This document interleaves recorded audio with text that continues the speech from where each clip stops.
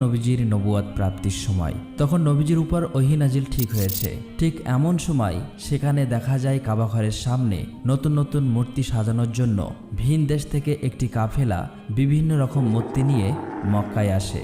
আবু সুফিয়ান এবং উমাইয়া ইবনে খালফ তখন তাদেরকে দেখে অনেক খুশি হয়। তার কিছুক্ষণ পর আবু লাহাব ঘরের ভিতরে মূর্তিগুলো সাজাতে থাকে।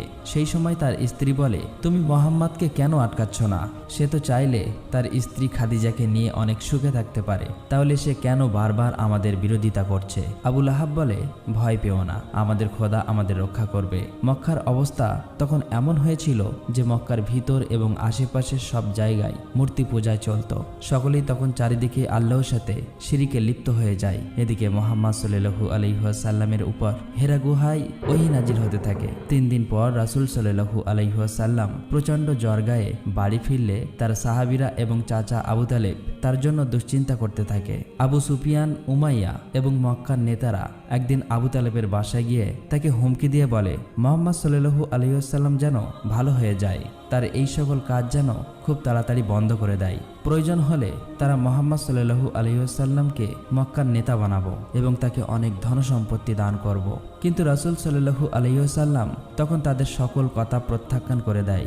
এদিকে উতবা ইবনে রাবিয়ার ছেলে হুজাইফাকে ইসলাম ধর্ম গ্রহণ করার জন্য শাসন করতে থাকে। পরে ইবনে হুজাইফার বোন, যে কিনা আবু সুফিয়ানের স্ত্রী, এবং তার ভাই ওয়ালিদ ও তার বিরোধিতা করতে থাকে। হযরত হুজাইফা তখন ঘর থেকে বার হয়ে চলে যায়। ওদিকে মক্কার শাসকদের ভয়ে নবীজির সাহাবীরা লুকিয়ে লুকিয়ে সারারাত ইসলাম ধর্ম গ্রহণ করতে থাকে।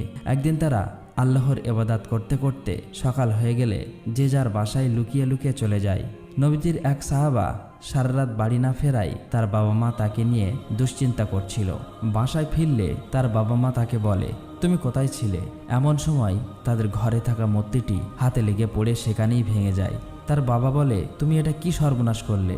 এতদিন যে খোদা আমাদের রক্ষা করত, তুমি তাকে ভেঙে ফেললে। তখন ওই সাহাবী বলে, যে খোদা নিজে নিজেকে রক্ষা করতে পারে না, সে আমাদের কিভাবে রক্ষা করবে? তার বাবা মা তখন বলে, তুমি মুহাম্মাদের সাথে মিশে নিজের বিপদ নিজেই ডেকে আনছো। তখন সাহাবী বলে, মোটেও না। সে তখন রাসূল সাল্লাল্লাহু